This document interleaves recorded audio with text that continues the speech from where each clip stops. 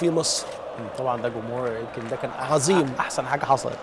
ده نمره، لو في ارقام او واحد ولا اثنين ولا ثلاثه انا مستعد اعمل لهم حفله كبيره، لكن اقدر اعمل حفله لكل الجمهور ده لان هو غطى على كل السلبيات اللي كانت حصلت. صح. فانا بقول لحضرتك لما رحت 56 57 البالون، شفنا عظماء نادي الزمالك في كرة القدم، في التدريب، في الصحافة، في النقد، في السلة. كان برضه عندنا فرقة سلة موجودة في قلبه. الزمالك زمان كان بيلعب بطولات اوروبا في السلة. في السلة تحسين عثمان والمجموعة ديت شفناها.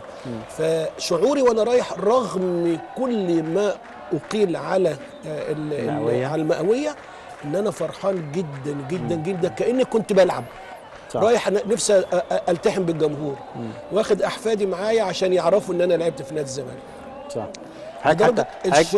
الشعور وانا موجود ان زمايلي اللي احنا ما شفناهاش، يعني احنا شفنا حوالي 70 80. شوف طارق متحفز ازاي يعني. طالع عليك يا اخي، ما انتم مان. كابتن طارق، طبعا حضرتك يعني عضو مجلس اداره حالي، فبالتالي طبعا هنتكلم بعض الاسئله نتمنى حضرتك يعني يبقى في سماحه صدر شويه، لان في ناس كتير بتقول كويس طبعا المئويه وانا منهم والله. يعني انا برضو كنت في نوع ما في اداره، فحاسس ان المسؤوليه بتبقى صعبه شويه، ولكن خلينا نتكلم كلام. ما شفتش حاجه زي كده. صح. فيعني حاجه جميله. وبعدين برضو الفايروركس والحاجات دي كانت يعني جميله وكانت رائعه، ويعني في حاجات كتير رائعه. وبعدين شفنا طبعا كل الاجيال الكبيره والاجيال والاساتذه والاجيال الاصغر، ودي حاجه برضو جميله جدا يعني ان احنا يكون في الناس ده الجمهور عمل اللي عليه. والله شوف النادي يعني احنا شايف حاجه كان في تقصير لا هو انا هقول حاجه يعني هي كل حاجه ممكن بعد ما تتم يعني عمل كبير ممكن يتم لازم هيكون في ثغرات او لازم هيكون في قصور في حاجات معينه، وخاصه ان العمليه جت سريعه. يعني الكلام ده بقى شهر في شهر واحد، لان كان في بعض المشاكل موجوده مع الشركه المنظمه الاخرى، فتمت العمليه فيه يعني مباحثات تمت وتمت بسرعه جدا.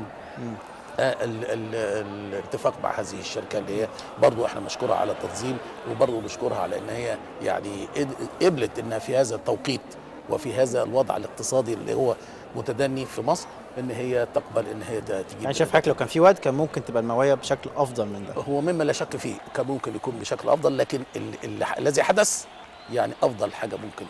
خلينا ناخد تليفون مهم جدا من احد طبعا رموز نادي الزمالك وكباتن الكبار. جيزوم وحش النجوم في الوقت ده في مشاكل ماديه، لا هو الناس ما بترحمش، الناس عايزه تشوف حاجه كويسه. يقول لك احنا ايه اللي جابنا مثلا، ايه اللي جابنا دلوقتي وكنا جينا بعد شويه. لا هو طبعا احنا يعني برضو المهندس حسن صقر الراجل الفاضل المهندس حسن صقر هو اللي جاب يعني اختار هذه المجموعه علشان نقدر تمشي طبعا بعد معلش هو يعني عشان كله يمشي بعضه يعني كلنا طبعا واحد كلنا واحد طبعا كلنا اخوه كله طبعا مش تمشي. فطبعا ايه لازم ان احنا نجابه هذا الكلام، يعني مش معقول هقول لا والله مش قادرين. فاحنا انا بتكلم كحاجه ظروف نفسيه يعني وعصبيه. الضغط عليكم جامد، انا عارف الضغط عليكم، لكن احنا الاخرى يعني جاي من الناحيه الفنيه ومن الناحيه الحمديه وكل حاجه، لكن هو اللي ما بيسعفناش هو الوقت. يعني في حاجات بتبقى مثلا التزامات موجوده المفروض انها تيجي في اوقات معينه هي اللي بتاجل، ما بتجيش فبتتاجل. ما حدش بقى بيرحم، يجي يقول لك تشوف ما عملوش حاجه ما بيعملوش حاجه. لا يعني مثلا الرعايه بدل ما تيجي 1 10 بس تيجي 1 11 1 12 او 1 يعني بيبقى ففي حاجات. ومثلا البث الفضائي المفروض ان في 3 يعني